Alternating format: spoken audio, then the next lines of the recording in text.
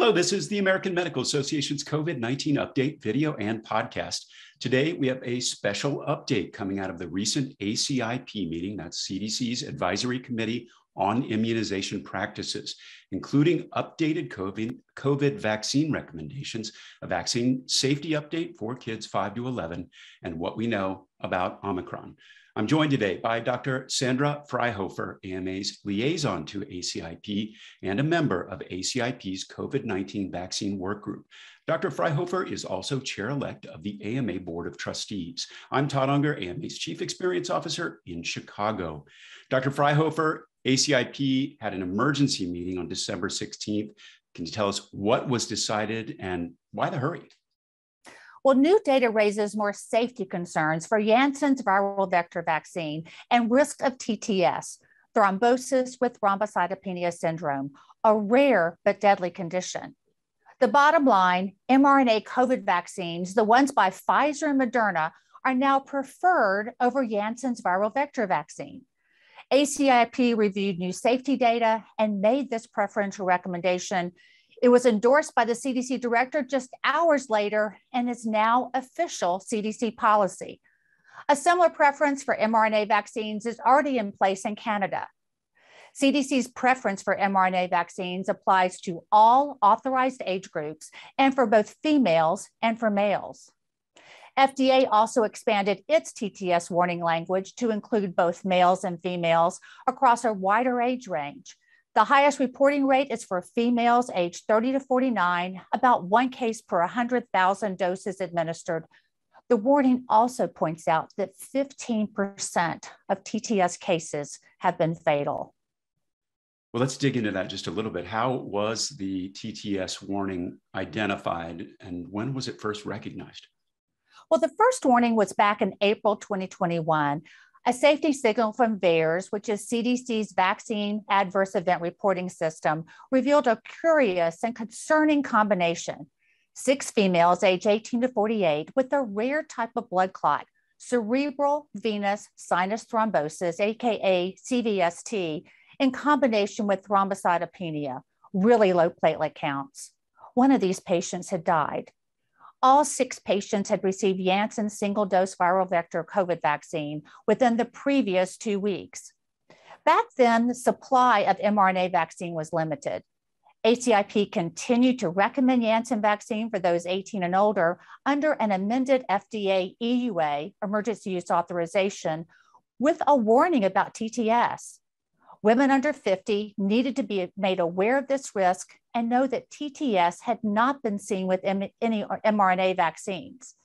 Also, in July 2021, another concern about Janssen, a safety signal for GBS, Guillain-Barré syndrome, was linked to Janssen vaccine, the risk being highest for males aged 50 to 64 within 42 days after Janssen vaccination. So there was then updated evidence that was reviewed. What did it show about TTS risk with a Janssen vaccine? The December 2021 update amplifies Janssen's TTS risk.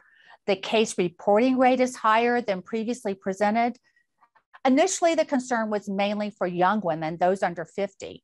We now know case reporting rates for men 40 to 49 and women 50 to 64 are similar to the risk for women age 18 to 29, about 4 to 5 TTS cases per million Janssen doses administered. So there have been more TTS cases. The increased risk also applies to males, and the risk also applies to a wider age range. This reveal demonstrates honesty and transparency in vaccine safety surveillance and should inspire and instill more confidence in the vaccine surveillance process. When we think back to a year ago or so, vaccine supply played a big role in decisions. How did it apply then versus where we are right now? When the first alert occurred, vaccine supply was limited. Also, Janssen's single-shot dosing was an attractive option for people who might have trouble getting a second vaccine dose. Now, a second dose of any COVID vaccine is recommended 2 months later for everyone who received a Janssen single dose. So the one dose convenience no longer applies. Vaccine supply is no longer an issue. There's plenty of mRNA COVID vaccine that does not pose this risk and which also has greater vaccine efficacy. ACIP looked at the risk-benefit balance and voted to preferentially recommend mRNA vaccines over Janssen's viral vector vaccine for both their primary series and for boosters. In terms of that comparison, how does Janssen's TTS risk compare to the risk of myocarditis after mRNA vaccines? Well, there is a risk of myocarditis after mRNA COVID vaccines. But by 3 months, 90% of patients are fully recovered, and there have been no confirmed deaths. Risks for Janssen vaccine are much more serious. TTS after Janssen vaccine has a 15% mortality rate. Of those who live, 17% require discharge to a post-acute care facility or a rehab facility. Janssen vaccine has also been linked to GBS, which has a 1% mortality. 10% of those patients require mechanical ventilation. So if you look at and compare the severity of vaccine-associated events, there are more severe health impacts from TTS and GBS after Janssen vaccine as compared to the impact of myocarditis after mRNA vaccine. Also, compared to mRNA vaccines, Janssen vaccine prevents fewer COVID hospitalizations, ICU admissions, and deaths. The benefit-risk balance for mRNA vaccines is more favorable across all age and sex groups. Well, based on that data, I'm curious about the breakdown of the ACIP committee votes. Did some members no longer want to recommend the Janssen vaccine at all after reviewing this data? Well, the ACIP vote count was unanimous in favor of a preferential recommendation for mRNA vaccines over Janssen's viral vector vaccine. In the discussion, at least one committee member did say that they tell their patients not to get the Janssen vaccine. But Todd, we're in a pandemic. People are dying from COVID. We want everyone to get vaccinated. Some people may have an allergic reaction or an allergy or a contraindication to mRNA vaccines. Janssen's viral vector vaccine may provide a way to get those patients protected. ACIP was clear mRNA vaccines are preferred, but Janssen vaccine still needs to be available. In some cases, Janssen COVID vaccine is the only vaccine available for some harder to reach populations. This, however, could result in an equitable distribution of the risk for TTS and GBS. I have to say, I agree with the ACIP vote. I do think this vaccine needs to be available for ease of storage and transportation. We also need to have a variety of vaccine platforms. We don't know what variant is next or what twists and turns the COVID pandemic will take. At the same time, we need to make sure that patients are aware of this rare but deadly risk and that the risk is not just limited to young women. Also, Janssen is not just a one dose and you're done vaccine. If you get one dose, you still need another. The need for a second vaccine dose was emphasized by several ACIP members. Well, speaking of variants, we've got a new layer of pandemic with Omicron in terms of that variant. Do you have any updates coming out of the ACIP meeting regarding Omicron? Well, that was on our agenda. Omicron is here and the case count is growing, but for now, Delta is still dominant in the United States, but that could change. Omicron seems to be spreading like wildfire. Omicron is the B.1.1.529 variant. It was first detected in Botswana and South Africa in mid-November and is now a variant of concern. The first US case was identified on December 1st. As of December 8th, 22 states had identified at least one Omicron case. As of December 18th, a CDC graphic shows detection in at least 45 states. There's a lot we don't know about Omicron, but here's what we do know. Omicron has 30 mutations in the spike protein, and this is where many of our vaccines, our antibodies, and many treatments are directed. It also has 15 mutations in the receptor binding domain, which could trigger increased transmissibility. And it does seem more transmissible than the original strain for sure. We know Delta is a super spreader. There's concern that transmission from Omicron could be turbocharged. We still need more data on its clinical severity and how severity is affected by pre-existing immunity, by vaccination, and by previous infection. We also need more data about how well monoclonal antibody treatments work against Omicron. There's a suggestion from data in South Africa that Omicron leads to milder infections, but even if cases are milder, sheer numbers of cases could potentially overwhelm healthcare systems.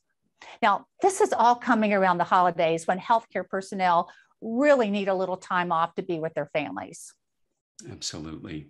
You can't help but read every day something about question about whether Omicron is affected by the vaccine. Is there any additional news about vaccine effectiveness and the Omicron variant? At the ACIP meeting, there was a discussion about Pfizer vaccine effectiveness. At about 6 months post-vaccination, VE, which is vaccine effectiveness, is about 35% for Omicron as compared to 64% for Delta. VE 2 weeks after a third dose Pfizer booster is 93% against Delta, but only 76% against Omicron. Preliminary data from South Africa for Pfizer vaccine during the Omicron wave shows 70% protection against hospitalization, but only 33% protection against infection. Vaccine manufacturers are looking at boosters. Moderna's testing a higher booster dose of 100 micrograms of its existing vaccine against Omicron. Both Pfizer and Moderna are working on Omicron-specific vaccines. And just this morning, there was some breaking news about Moderna. The company reports Moderna boosters significantly increased antibodies that could help fight Omicron. A 50 microgram dose boosted antibodies roughly 37-fold. A 100 microgram booster dose increased antibodies levels 83-fold, but had more side effects. Again, this is just from press releases.